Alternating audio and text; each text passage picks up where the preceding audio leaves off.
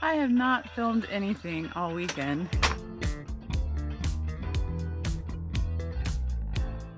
I have not filmed anything all weekend because the Lavender Festival has just been go, go, go. It has been insanely humid, but I have made some new friends and met a lot of really cool people.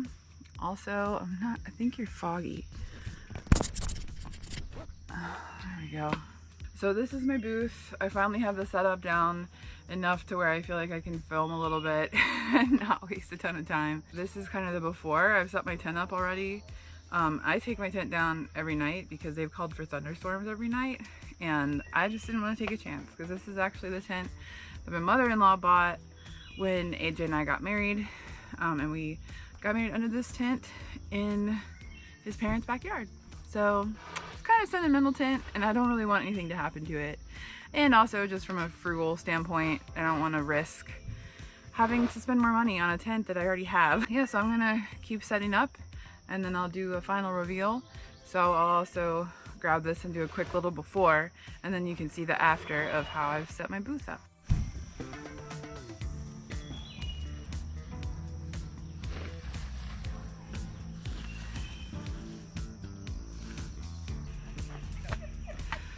Welcome to my humble abode. Okay, I brought this on Saturday because my rug was getting so dirty, and I was like, I really want to just sweep it out. So, kind of feels like I have a little home.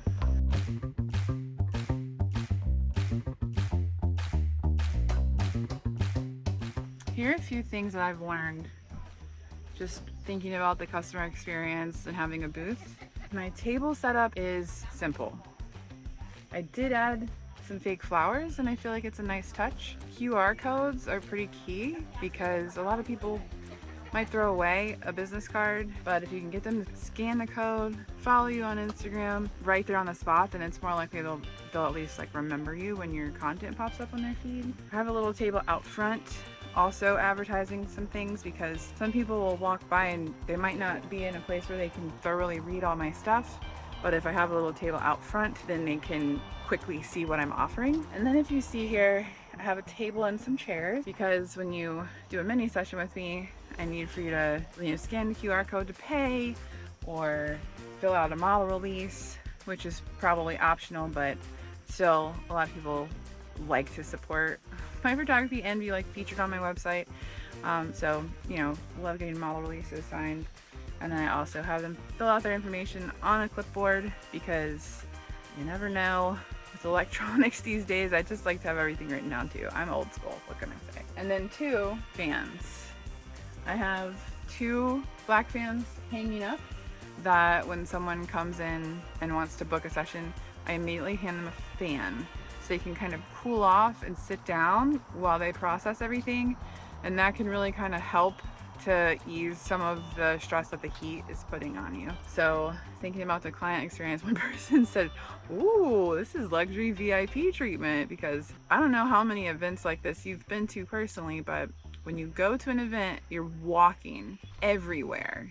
There's not always a ton of seating for the public. So if you can incorporate 1 or 2 chairs in your booth, especially if you have a product that's a little bit more luxury where you might need to talk and kind of explain it, say, hey, come on in, have a seat. Yeah, let's chat. And it gives them an opportunity to just take a little bit of a rest off. So it's almost like a hospitality, it's just kind of a level up. So if you're doing a lot of booth setups, and especially if you are doing a booth where you have offerings for kids, the parents are probably tired. Like, I know when I'm out with my stepkids, I want them to have a great time. I want them to take time and look at everything.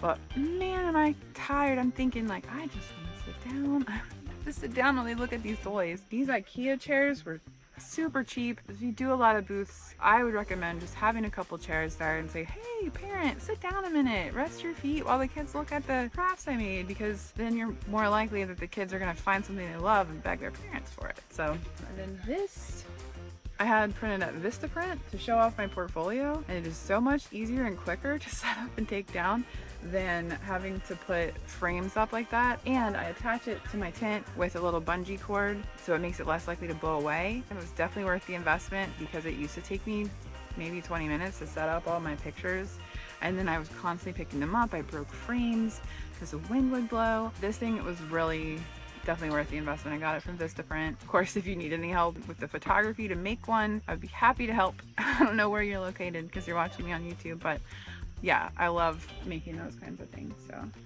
and then I also, once I took photos Friday, I edited them quickly, so I had a quick turnaround, and then I made more flyers with photo examples of what the photos would actually look like. I actually safety pinned those, and I did see quite a few eyes on those yesterday, so that was really cool, and I think it kind of helped to seal the deal a little bit. So I'm going to keep setting up and getting ready and cool off a little bit. Ooh, that's nice. It's humid.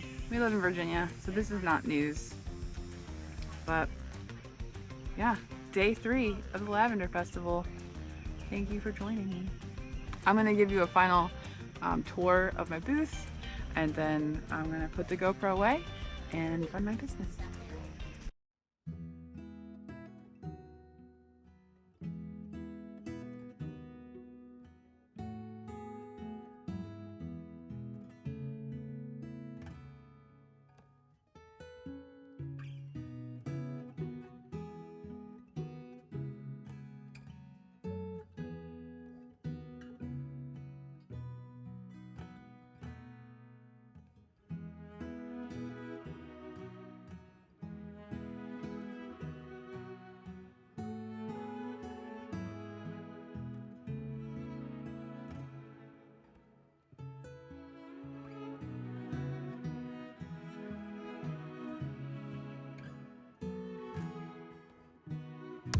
Guess what it's doing, y'all?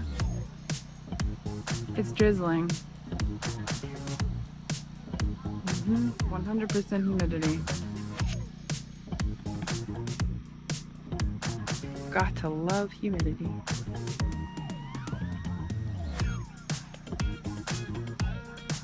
So this has happened every single day. At the end of the day, it starts thundering. So people are starting to tear down. I'm just gonna go put the valuables in the car. I'm seeing rain now. Yep, it's raining. Awesome.